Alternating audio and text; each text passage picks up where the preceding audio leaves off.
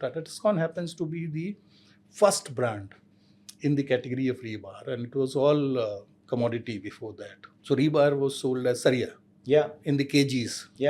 And we were the first one in Tata Steel to brand it as, and it gives me goosebumps when I still remember that, and those were the wonderful days. So first one, when we presented the idea, a lot of seniors were actually skeptical about it, and I could hear few things like saying, "You IITIM guys are too theoretical. What are you talking about branding in Saria? That goes inside the concrete. So it's not shirt where you put a emblem, or it's not a watch where you put a logo and it becomes a brand."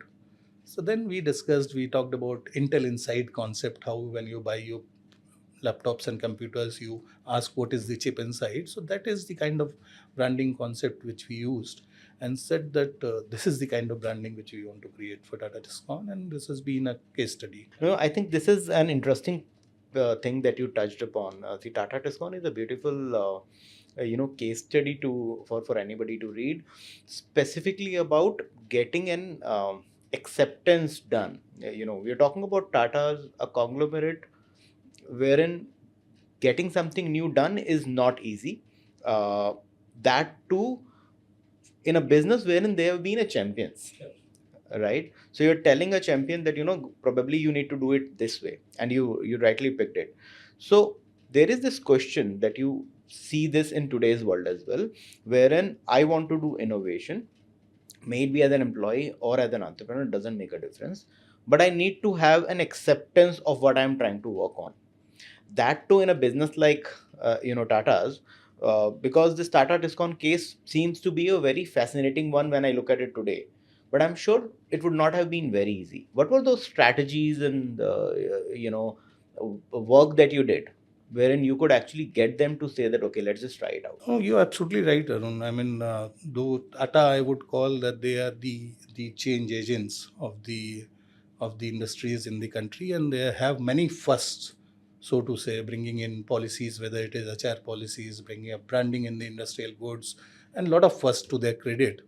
But even because it's a large organization, and there are people with various thought process, with various mindsets which are there, so it is very difficult for a young team to put across the idea that we want to create a FMCG kind of a brand, in a Lux kind of a brand, or Hindustan Lever kind of a brand in the steel category, that too in rebars, which was sold as commodity. So yes, initial resistance was there, but I think the seniors, the decision makers, were very, very open-minded. They were always ready for new initiatives, new challenges. But yes, it did took us a lot of convincing our team to put across the idea that this is the future of branding, and the commodities are slowly and steadily going to get branded. The branding culture was coming in the India, so we could put across our ideas. We got the initial okay, we got the small team for market research and some budget sanction. Then we put together a business plan in place, and then it's a case study. It's a case study. We built a first and the largest brand of rebars in the country, and today that category is almost 100% branded. It was 100% unbranded category at that time. This actually completely changed the category on its head, and now today nobody can think of selling a rebar without branding. So even the smaller players, probably there are 100 plus brands now in the country, and everybody is selling it as a brand.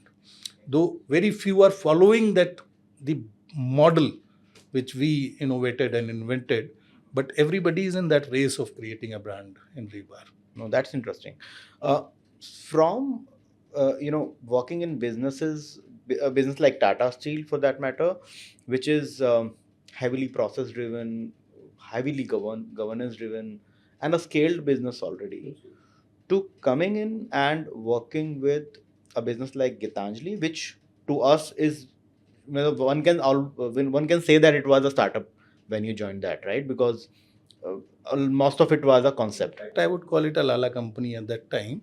Though the division which I joined and created is like a startup, I created it like a startup. And coincidentally, I had already taken a decision to leave Tata Steel and start something of my own, because that entrepreneurial bug had already bitten. So was thinking of doing something of my own, was talking to some of my friends to create some ventures. While this happened, that in one of the event, I met the chairman of the group, and he asked me to come to the office and meet. And then he put in a proposal saying that whatever you're withdrawing there, I'll double your package. You join us because we want to build a India retail and e-commerce business for the diamond jewelry, and we want to build brands. We are already acquiring some brands, and we want to build a branded retail e-commerce and retail business. So that's with that challenge I joined. That division was at a concept stage when I joined. So similar resistances were faced there by the traditional people in the ecosystem.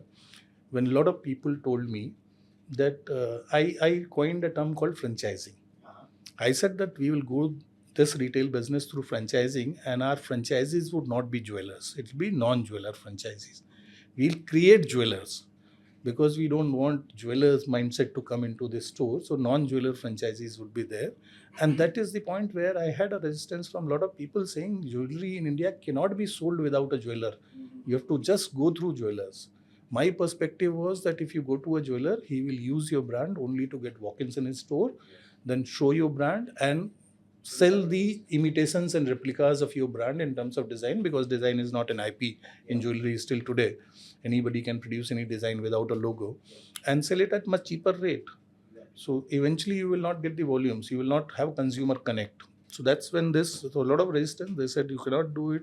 I argued against that. In fact, it went to a point when I had to say in a meeting of almost 15 people and all the seniors, including the chairman and director of finance and vice chairman, everybody sitting in that meeting, that see, you guys have been trying for this for last 2 years, nothing has happened. I have 100% conviction that this is going to work. So if you guys want to try, let's try it for 6 to 8 months. If it works, well. If it doesn't work, आप अपने रास्ते में अपने रास्ते. And if you don't want to try anything new, then कल से आप अपने रास्ते में अपने रास्ते.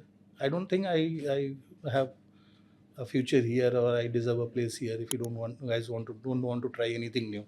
So that's what then chairman said, that I like your confidence, come and meet me. And then he said, okay, again, the similar story started. A small team was given, and then it's a case study. I mean, we built a second largest diamond jewelry company in the country, and we were the fastest growing company.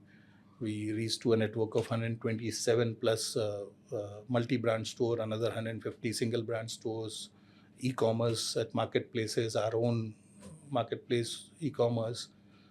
So this was a case study.